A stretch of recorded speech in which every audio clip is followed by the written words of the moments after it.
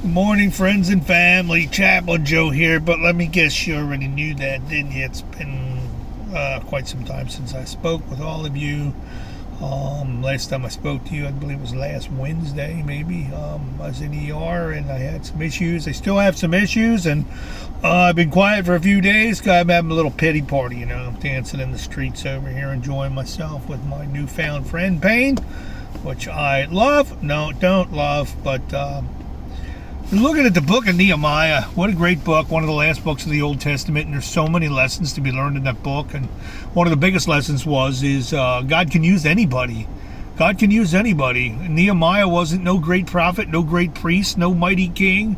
He was a cupbearer. Imagine that job, a cupbearer. Here, taste my food and drink from my cup, and make sure nobody's out to whack me. That's pretty much what a cupbearer did, right? Back in the old days, they didn't have long-range rifles with scopes or rockets or drones or all this modern weapons that we have today. If you were going to take out the king, it had to be through poison, usually, or sneak up on him and stab him in the back, but he was always surrounded by soldiers, so there was no way you really could get to him. So the best way to get to a king was through the cup of wine and that he would drink, or his food, and that's what a cupbearer's job was. And what's crazy is he was a captive. It doesn't say exactly that he was a slave, but he was a captive. And King Artaxerxes, I know I said that wrong, but I did my best.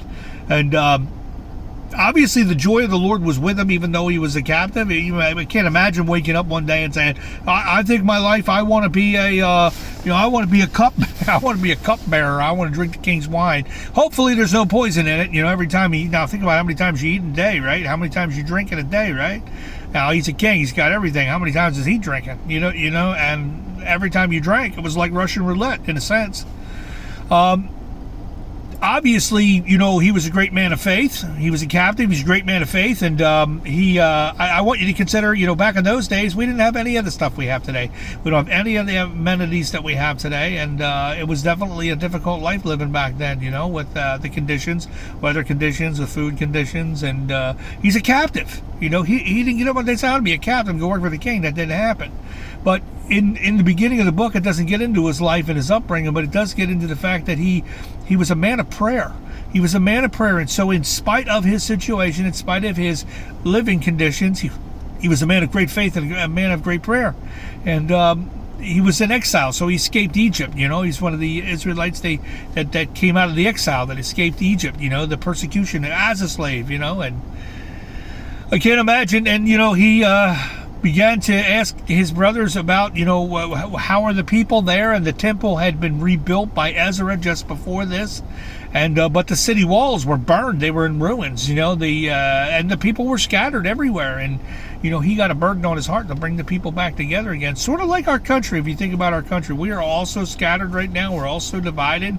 Our walls are down. Yeah, you see that, right? You see the border. The walls are down, and foreigners are flooding in, and so many things are happening. But that's not the point of this. The point is this: he was a man of prayer, and God birthed something on his heart. God gave him a vision on his heart, and he had been full of joy because every day he'd gone to see the king, he was happy.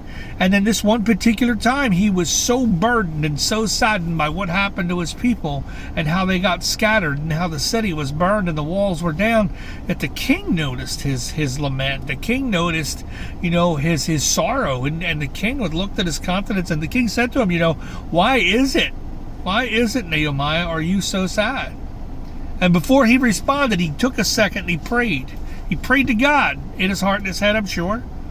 And God gave him the words to speak. And not only did God give him the words to speak, but God gave him everything that he was going to need.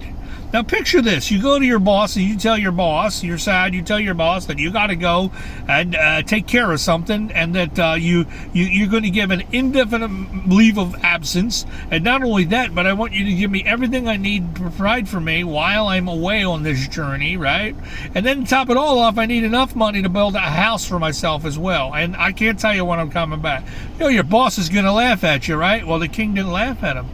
he found favor in the king's sight, and the king did exactly that. He gave him letters to all the governors, provided all the supplies he was going to need, provided the protection he was going to need, provided everything, all because he was a mighty man of faith. He was mighty in God, though he was insignificant to us and to others and the people of the time, and he was just a cupbearer for the king. In God's eyes, he was a mighty man of faith. See, we always talk about the Nehemiah with the whale. Well, actually Jonah with the whale.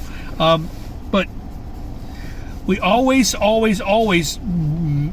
miss opportunities because we think we're less than, and we're not capable, and we are. And Nehemiah is a perfect example of that. A perfect example of what God can do in a life. All you have to be is a person of prayer, a mighty person of faith, and just believe and trust God and take God at his word. No matter what's coming at you in life, because things are going to come at you. So get back to the story of Nehemiah. Here he is. Now he's got everything he needs. He's got the protection. And here comes the opposition. This is an important part. A few of the people in the land at the time, important people, decided, hey, what's going on here?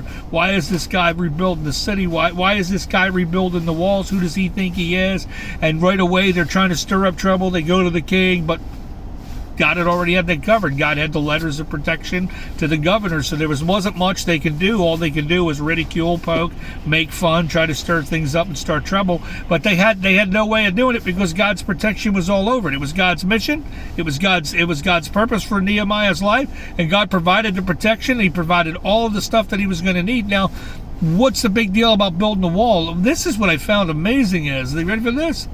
The wall was 40 feet high, I believe like 8 feet thick is what it says, and it was 2.5 miles long, and it was built in 52 days. If that is not unbelievable in of itself, God had to be all over that. But not only was God all over that, not only did God supply all of that to do that, the walls that represented protection around the temple, right? So God puts protection around you being his temple, right? God built these walls around the city so that his people were protected. But not only that, there was no social media, there was no internet, there was no emails. So not only did he give them everything he needed, give them the protection he needed, provided for him to build this wall, but then he brought everyone together. He brought everybody from all corners of the country to come and help build this thing. He had blacksmiths, he had perfume makers. I mean, just unbelievable, all of these different people, and they all pitched in and they all helped and they all worked to complete this insurmountable task of building this wall. And the wall got built in 52 days, 8 feet thick, 40 feet high, and 2.5 miles long is what the measurements were. And to me, that's just mind-blowing how amazing that task was. I mean, that's a miracle in and of itself. And through the entire thing, people were attacking him, and he told the people, he said, keep the plowshare in one hand and the sword in the other, because whenever you go to build something for God, there's going to be a battle, and the enemy's going to do everything he can to try to tear down whatever it is you're trying to do for the Lord. And then I learned also in the story was that not only do we build and battle at the same time, when we build things for the Lord and we battle for the Lord, is that prayer, and staying focused and staying on course. That's one I struggle with. I have a hard time staying on course. I have a hard time staying focused on God when I'm going into something for the Lord. The Lord has a plan and a purpose, and a lot of times I get misdirected and I take my mind off of things. We talked about the storm before, but that's what happened is the people, there was a great trouble, because before the wall started being built, the poor people were being taken advantage of by the rich people. Sounds like America, right? And the rich folks of the time had taken all the land from the Jewish people who were poor. And God said, this is a great injustice. Nehemiah said, this is great injustice. So not only did he build this wall and do these great things for God, but he brought unity to the people. And he tore down that separation, that wall of separation between the people, the rich people and the poor people. And he brought unity to the land. Not only did he build the wall, but he brought unity, he brought protection. He did great and mighty things for the Lord. So you can do the same thing, but stay focused. Some of the people came and tried to get him to redirect his focus to other things, but Nehemiah is a great book. It's one of the last books of the Old Testament, and I say it's a must read. It's only like 7 or 8 chapters, but it's just incredible how they took a simple man, a simple man who was an exile, who was a captive, into the king's service. His job was to taste the wine and taste the food. Not a big shot in any way, not super educated, not, super rich or anything like that. No great leader, right? God took the ordinary and did the extraordinary, and that's what he's going to do in your life. If you're ordinary, he can do extraordinary things through you. Be encouraged today. Know God loves you all very much. Remember, if we can change ourselves, we can change the world.